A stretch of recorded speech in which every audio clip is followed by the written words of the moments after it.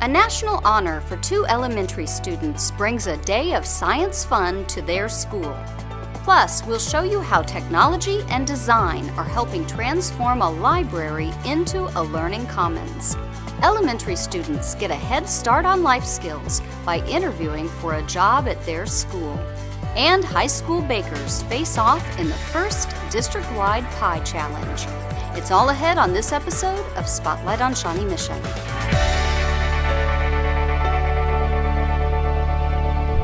Welcome to Spotlight on Shawnee Mission. I'm your host, Leanne Neal. Kudos to some young researchers at Rosehill Elementary. They've been honored in a national science competition. We're here to celebrate winning students, we're here to celebrate science, and we're here to celebrate Rosehill Elementary School. The DuPont Challenge drew more than 9,000 entries. Rosehill 4th graders Samantha Cowick and Hannah Giblin took home the grand prize in the elementary division. We won the DuPont Challenge, and we won first place grand prize winners from the whole United States and Canada. Let's start with sunscreen. You should get 30 SPF or higher. Their project focused on skin cancer awareness and how it can be prevented. As part of their project, the girls created a video to share with fellow students, as well as on social media sites. One of the reasons that they won was because they had an action plan. So they used scientific theory, and once they completed their project, we were really impressed with how you interviewed people and how you are raising awareness around skin cancer. And so we salute you. We're really proud of your work. Congratulations. But the grand prize winners weren't the only ones being celebrated at Rosehill. What makes your school unique is that in addition to having a grand prize winner, you also had 2 honorable mention winners as well. That's something that has never happened before. So you are truly a pioneer, and we certainly thank you for your contribution. First up, Team Germ. We congratulate you, scientists, for your essay and your project, Germ Prevention. The Freeman All-Stars also received an honorable mention. I learned how to prevent the damage of our water quality. Rosehill instructional coach Brandy Leggett helped guide these young scientists and believes in the power of this kind of project-based learning. The biggest way that helps them learn is that they have complete ownership on it. So it just became like, as a teacher, it was just a facilitator. It made them have to think critically, where it was a lot more thinking involved instead of us telling them what they needed to do. 1, 2, 3! To celebrate Rosehill's science success, DuPont brought chemist and performer Grand Hank. So what we did here was called a combustion reaction. Let me hear y'all say combustion reaction. Combustion reaction. Mixing humor, hip-hop music, and a heavy dose of audience participation, Grand Hank presents experiments, introduces vocabulary, and encourages students to be scientists. Today's program was really about showing them a little bit of how combustion reactions work, also how carbon dioxide can be captured using dry ice, things of that nature. Nothing too heavy, but something to inspire the spark and create that interest. After Grand Hank wowed the crowd with his science magic, Ms. Simon had one more trick up her sleeve. I'm extremely proud to present this trophy to the school, and it is in recognition for the great work you've done. I thought their presentation was great. I thought it was well thought out, and I thought that it inspires now other kids to want to participate. When they see that science actually has a reward at the end of all the hard work, something of this magnitude, they're going to remember this for the rest of their lives. We want our students, whether they are in grade kindergarten or 12th grade, to understand if there's a scientist in them, we want them to ask questions, because there's always great questions and they come from our students. But not only to ask them, to seek to find the answers to those questions. To honor the educators who helped lead these winning scientists, DuPont is sending Leggett and teacher Travis Myers to the National Science Teachers Association Conference in Los Angeles.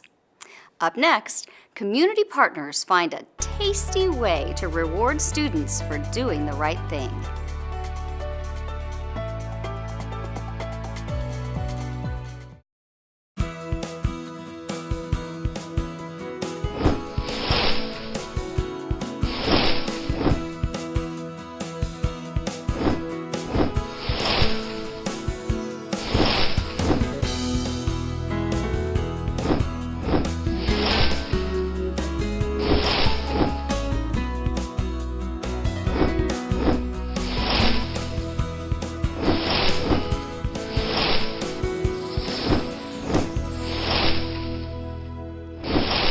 Hi, my name is Afan, and I read Life on Mars by Jennifer Brown. The story is about a boy named Artie. Artie wants to prove that there's life on Mars. When his dad loses his job, his parents have to go away house hunting in Las Vegas. Artie needs to go to his new neighbor, Mr. Death. Could Mr. Death's true identity be just what Artie needs to prove life on Mars? I rate this book 5 out of 5 because I like the comedy and suspense. If you like science fiction and astronomy, check out Life on Mars by Jennifer Brown.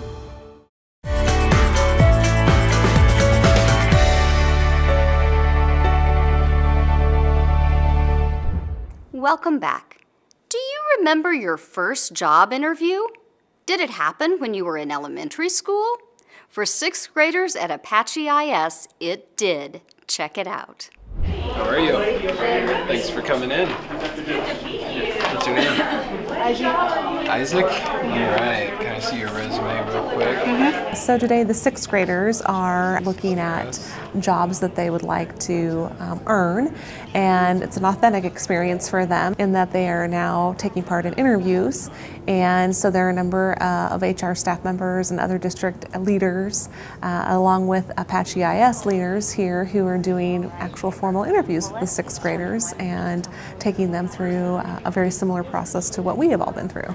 Talk to me about how I know that I could count on you for this job. Interviews are something they're going to have to get used to their entire lives. So we did some practice rounds in our room, and I told the kids, you shake hands, you make eye contact. So it's just a life skill that if they start developing it early, it'll be more beneficial, especially because 6th graders will probably be interviewing for their first jobs here in 4 or 5 years, and if they already have started to establish that skill, it'll help them be more successful. I got interviewed for a job at ApacheIS to be a classroom helper.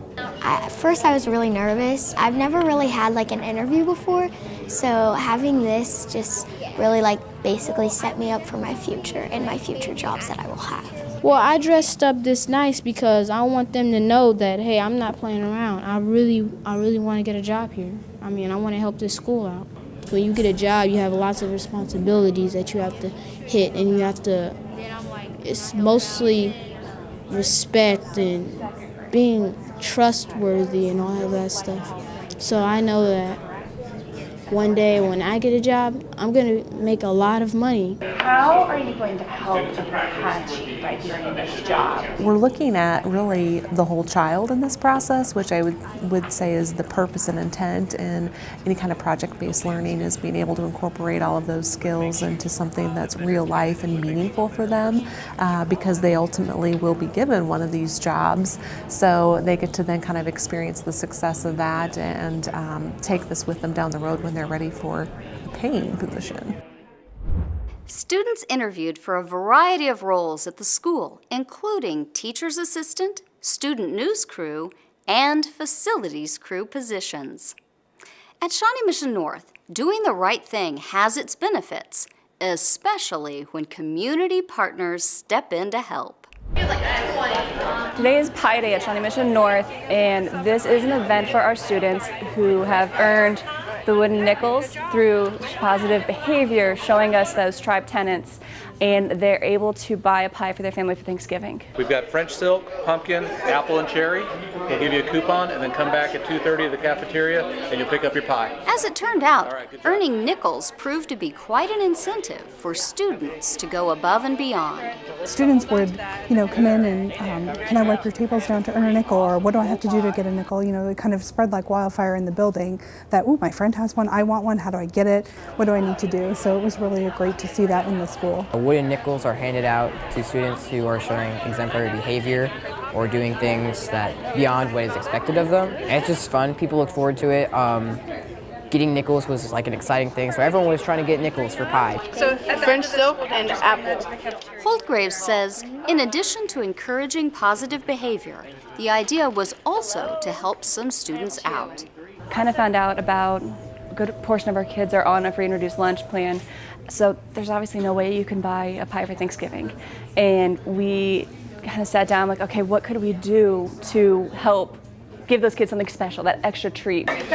So she called on some special community partners with pie power, and they came through, donating more than 250 pies. Just being part of the community and giving back in some small way, or just getting to be a part of it. I gotta tell you, this just feels good. It's great to be a part of this. A few years ago, they came to me and asked me if I wanted to get involved with Pi Day. And of course, if you say pie to me, you know I'm going to get involved. So it's really great what Angela's doing for the students at Shawnee Mission North. Holtgraves special education students are also an integral part of Pi Day's success. They're awesome. They actually have helped through almost the entire process. They picked the pies, they picked our poster design, they helped me decide how many coins the value should be for the pies. They've really been involved through the whole thing, and then as soon as they finish lunch, they'll be up here to join us for a few of them, and they'll help collect the coins and hand out pies. Work with our transitional students for our vocational class. So we do in-building jobs, and this gives that real-life application. The kids are very much enjoying it. They're excited. They couldn't wait to work it. But Pi Day isn't the only chance for these students to hone their job skills. Once a week, they operate the North Nest, where students can redeem their wooden nickels for items like North gear and gift cards. It works on socialization with their peers. It works on teaching job skills, kind of how would it feel to work in a shop. So it's a really great experience for them. It's a lot of fun. Just to have people be able to come into our building and see our kids and see how appreciative they are, how genuine our community is to receive any type of recognition and rewards for their hard work. I think that will go a long way out there for other people to know the great things that are happening at Shawnee Mission North. Speaking of pies, culinary students from across the district put their pie crafting skills to the test in the district's first pie challenge. Coming up, we'll find out which high school won bragging rights. Plus, high school students share their love of robotics with the next generation of engineers when Spotlight on Shawnee Mission returns.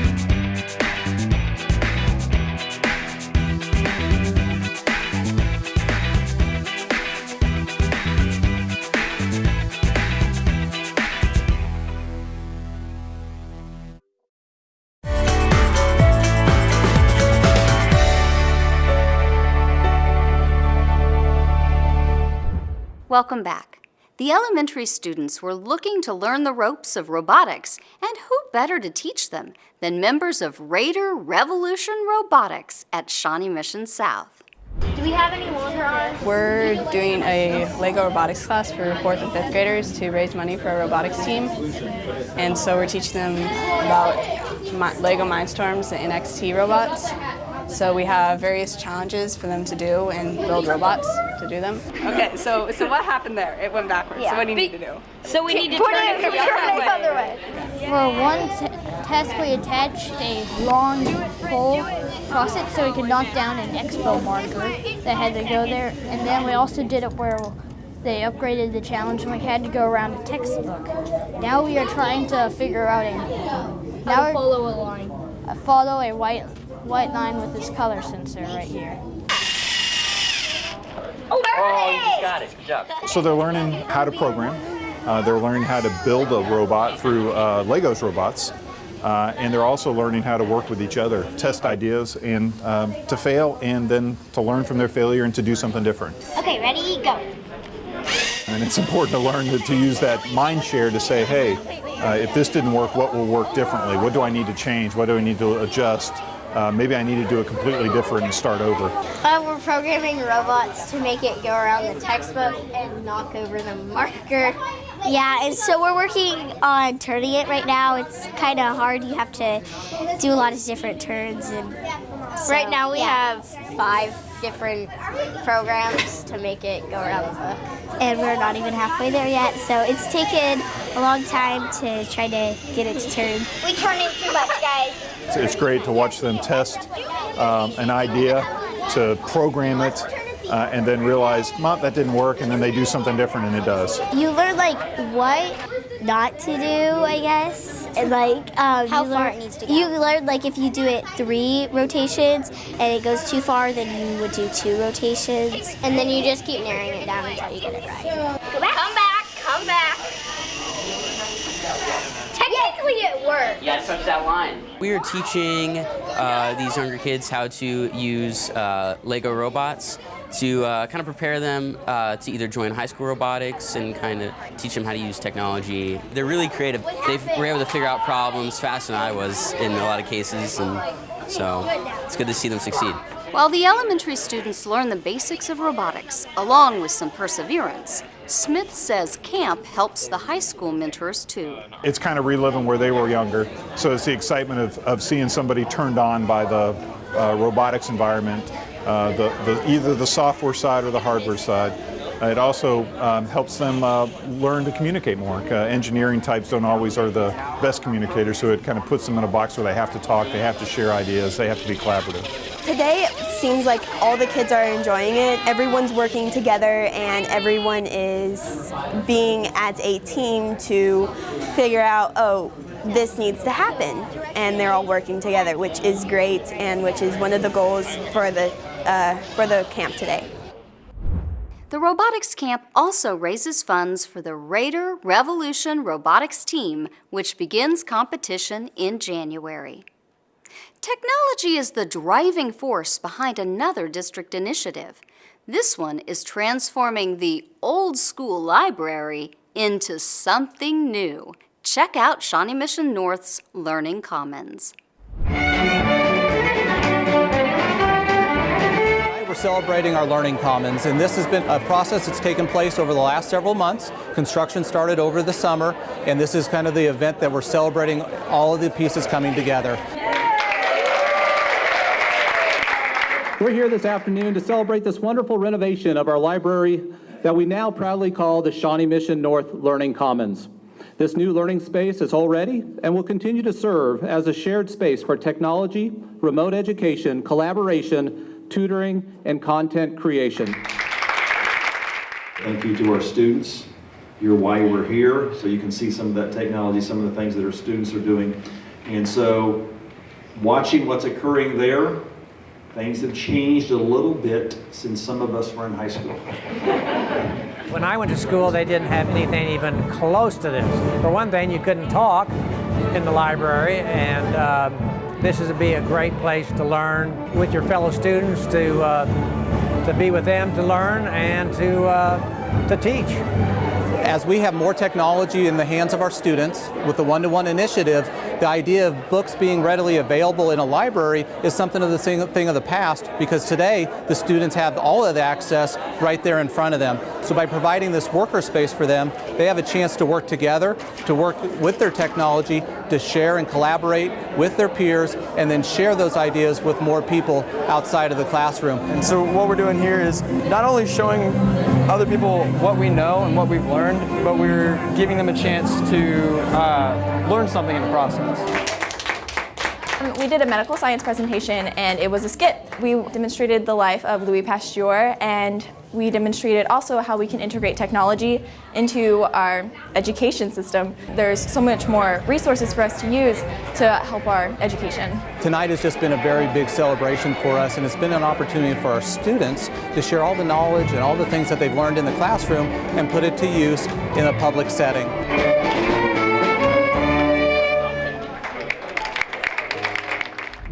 Up next, a winner-takes-all contest of epic proportions.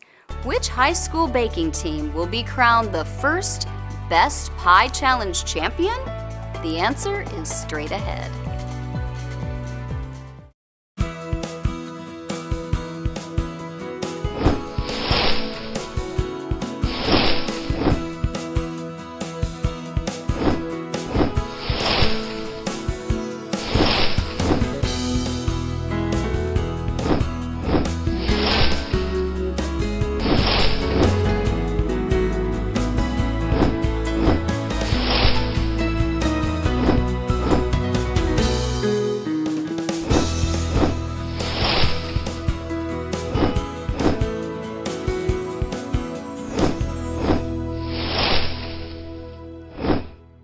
Hi, my name is Dylan, and I read the book The Night Gardener by Jonathan Exer.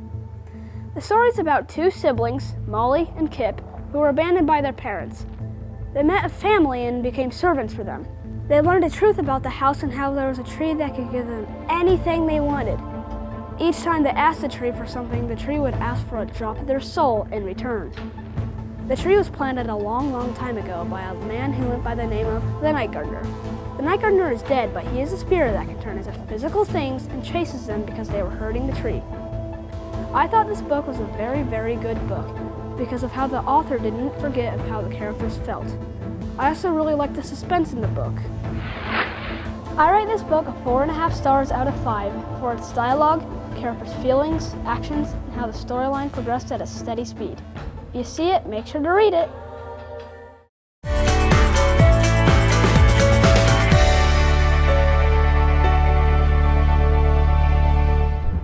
Welcome back. Who bakes the district's best pie? That was the challenge for teams from all Shawnee Mission high schools in the district's first head-to-head pie competition. And I want to welcome all of you, and I think this is a great opportunity for you guys to have some fun, you know, get to cook in a different area, and I think that for most chefs, cooking in different kitchens is always the biggest challenge. The student teams first had to win a competition at their home schools to earn a spot in this district-wide competition. We're in the advanced food class, and so we make a pie for the contest within the school. And then if your pie won that preliminary round, we came here to make a pie for Broadmoor. Using the district's culinary kitchen at the Broadmoor Bistro, the teams had about an hour to make either a pumpkin or an apple pie. Your pie recipe, your ingredients, they're all bulk. So you need to measure, decide what you're going to do. After instructions from Chef Bob Broussard, it was time to get baking. If you have any questions about anything, just ask, okay? And I'll be glad to help you in any way that I can. But I can't taste anything or critique anything. Not till the end, anyways. The Shawnee Mission East team went with a caramel apple pie. I think the pie looks good. I'm hoping it turns out good and tastes all good, but I saw the other groups making their pies. They all look really good, so I think it's going to be a good competition. We chose pumpkin, and we're one of the few that actually chose pumpkin, if not the only. And we actually made a vanilla pumpkin pie with cinnamon on top and then a garnish of like a pastry, like flowers and things. So that was kind of difficult. But then I hope that like that makes it look better, kind of, being the only pumpkin with its like own garnish. It's fun. It's kind of hectic. It's nervous, just figuring out how our pie's gonna turn out.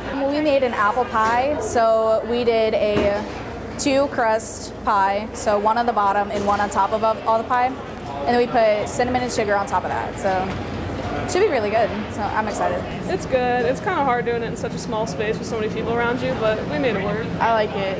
It's fun. I think it's fun and good opportunity for schools. I hope the students take away a good sense of teamwork and a good sense of camaraderie amongst schools and some good cooking skills as well.